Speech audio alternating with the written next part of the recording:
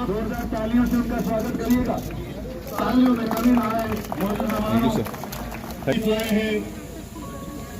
भैया senior police officer from police headquarters उन वीर सपूतों को नमन करने के लिए जिन्होंने न सिर्फ जम्मू कश्मीर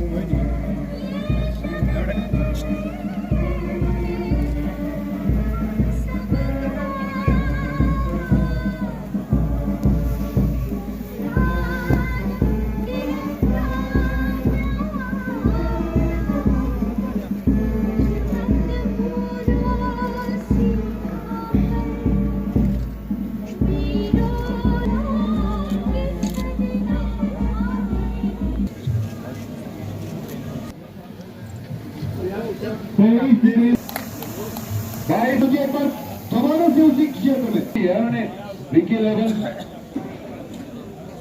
एक बार वीआईपी का उसके बाद तो बिल्कुल राहुल ने जिम्मा संभाला। किसी प्लेयर फील्ड के 4 रन स्कोर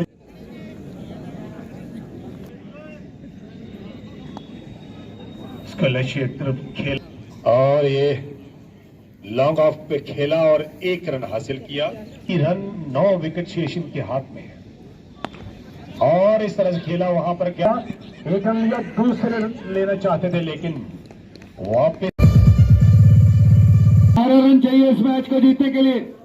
दर्शक रोमांचित हुई थी तब से उनके इरादे उन्होंने अपने अर्धशतक से क्रीज पर आए थे। 84 के कुल योग पर खेलते हुए 10 रन चाहिए इस मैच को जीतने के लिए। आनंद बोंडे पर क्या इस्तेमाल 9 रन और इस प्रकार की मारा था। अच्छी फील्डिंग अच्छी कोशिश आ रही है और ये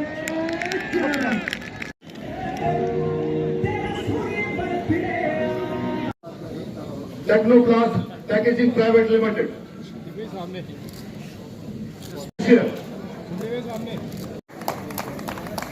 96 रन बनाए उन्होंने। बेहतरीन बल्लेबाजी की आज करते हैं।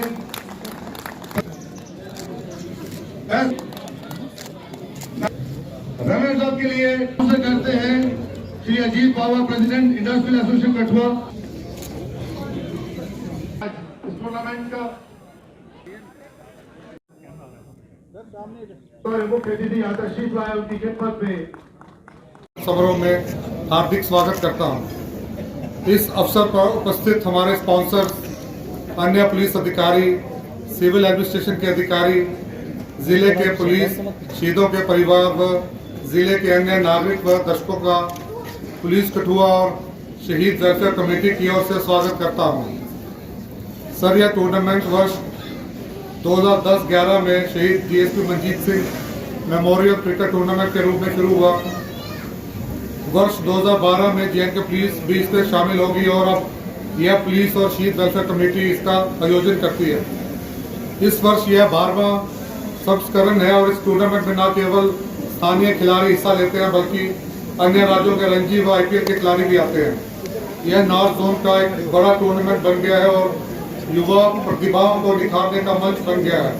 इस वर्ष 16 टीमों ने हिस्सा लिया जिसमें 5 टीमें जेएनके से थी और 11 टीमें बाहर से।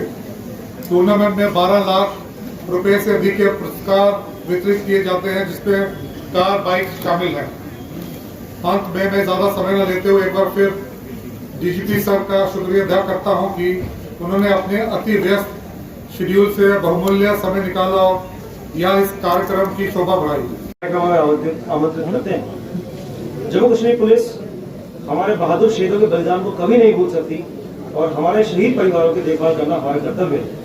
इस संबंध में इस विशाल कार्यक्रम को हमने जो आयोजित किया ये 12वें वर्ष में है और मैं इस विशाल कार्यक्रम को आयोजित करने के लिए सभी प्रायोजक, शहीद कल्याण समिति के सदस्य, हमारे शहीद पुलिस परिवारों के लोग और हमसे जुड़े सभी लोगों का बहुत बहुत धन्यवाद। ऐसा है कि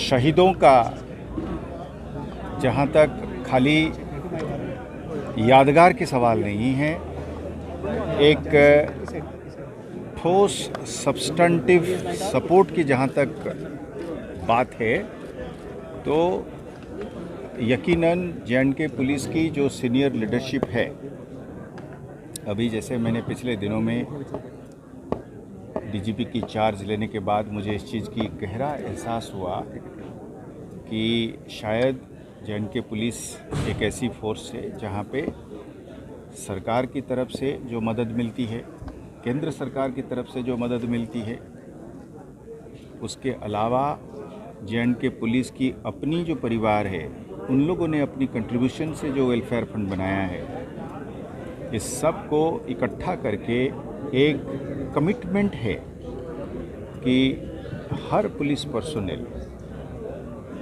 जो शहादत हासिल करता है अपना फोर्स की झंडा को ऊंचा रखने के लिए, अपना कंट्री की प्रोटेक्शन के लिए, उसके पीछे जैसे मैंने चंद मिनटों पहले अपना एड्रेस में कहा था कि एक पैगाम हर जवान में ये मन में रहता है और रहना चाहिए, और उसके लिए जो कुछ भी हमें करना है हम करने के लिए तैयार हैं। उसको इस चीज़ की बहुत गहरा एहसास होना चाहिए कि जब वो जाता है तो फिर मतलब चॉइस अगर उसको है इस बात का कि मैं मेरी ड्यूटी को अंजाम दूं, और उसके लिए अगर मुझे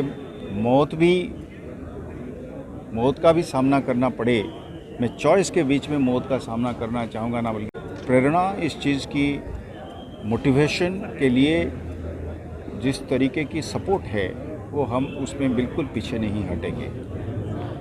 हम कई सारे स्कीमें हमारे दिल में हैं और उसको हम अभी केंद्र सरकार ने हमें कहा है और सारे एलजी साहब ने भी उसको बड़ा हाईलाइट करा है कि जे.एंड.के पुलिस की मार्टियर्स फैमिली को हाउसिंग की तौर पे उनको अलग से प्रेफरेंस दी जाएगी। उसके लिए हम सरकारी ज़मीन पर हाउसिंग कॉलोनी बनाएंगे और उनको हाउसिंग के मामले में और उनके बच्चों के लिए डिस्ट्रिक्ट हेडक्वार्टर में और श्रीनगर और जम्मू में हॉस्टल्स की प्रोविजंस बनाएंगे, जहाँ पे उनके बच्चे अगर कोई 12वीं पास करना चाहता है, कोई कॉम्पिटिटिव ट्यूशनिंग करना चाहता है, कॉलेज और यूनिवर्सिटीज़ में पढ़ना चाहता है, तो रहना बाहर महंगा है, उस सब के लिए उसको मद्देनज़र हमने हॉस्टलों की भी अभी परिकल्पना कर रहे हैं, प्लान कर रहे हैं, कॉन्सेप्चुअलाइज कर रहे हैं और उसको ज़रूर अंजाम देंगे 1-2 साल के अंदर। सब्जेक्ट को चेंज करते हुए अगर आप नारकोटिक्स की बात करते हैं, मैं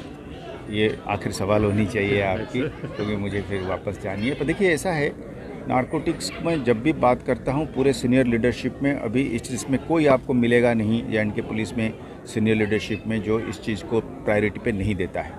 अब हमारा जो है एक स्ट्रेटजी क्या रहेगी, हमारी स्ट्रेटजी जो है ये रहेगी, हमने इसको पब्लिक में ऐलान करने से पीछे नहीं हट रहे हैं अभी, क्योंकि ये एक ओपन लड़ाई हो चुकी है। वो ये सबसे पहला बात कि साहब जो नारकोटिक्स पॉइज़न है वो नारकोटिक्स पार से आता है, वो यहाँ नहीं है। इस चीज़ की पहला एहसास, और ये टेररिज्म के साथ लिंक्ड है, उसकी फाइनेंसिंग के साथ लिंक्ड है। देखिए चरस वाली बात नहीं है, ये हेरोइन की बात है, ये हार्ड ड्रग्स की बात है जिसमें करोड़ों की खेल खेले। अब उस सिलसिले में हमने ये तय करा है कि लार्ज स्केल पे, मैसिव पे हमने पूरा का पूरा जे.एंड.के में हम एक मैपिंग करेंगे, एक सेंसस जैसे बनाएंगे। हर बंदा जो यूज करता है उसका हम इसलिए नहीं करेंगे कि उसको कि नुकसान पहुंचाने के लिए या उसको डराने के लिए ना, उसको विक्टिम मानते हुए माँ बाप को भी अर्ज करेंगे, भाई बहन को भी अर्ज करेंगे, आम जनता को भी अर्ज करेंगे कि आप हमें बताएं इनके बारे में। जो बिट लेता है 1/10 ग्राम वाला, वो खुद आए हमारे पास चल के और हमें बताए कि ले कहाँ से रहा है, और वो लेने वाले जो डीलर्स हैं जिससे वो मुनाफा कमा रहा है, खाने वाला तो पॉइजन खा रहा है और मौत की तरफ आगे बढ़ रहा है, घर वालों को परेशानी में डाल रखा है, अपने अगर शादीशुदा बीवी बच्चों, वो तो विक्टिम है, वो तो अपने को तबाह करने पे तुला हुआ है। पर उसको जो बेच रहा है और बेच के पैसा बना रहा है, वो जो तबका है, उसको निशानदेही करने में ये जो विक्टिम वाला बंदा है, विक्टिम का उर्दू क्या बनेगा, जो इसका शिकार है, भुक्तभोगी है, वो अलग। उसके लिए माँ बाप हमारे पास आएँ भाई बहनें आएँ, पड़ोसी आएँ, उनको स्टिग्माटाइज अभी ना करें, उसको जलालत ना करें। वो बेचारा है, वो आए हमारे सामने। हम अभी पिछले दिनों में हम कोशिश करेंगे कि डी एडिक्शन की सेंटर्स जो है और खोलें और उनके लिए और कोशिश करें कि किसी तरीके से उनकी जान बचें और वो उससे निकल पाएँ, जो निकल पाने की स्टेज पे है, और निकल पाए। और उनका तबका अलग, और उनकी मदद से हमने व्यापारियों को, मौत के सौदागरों को अलग करना चाहिए।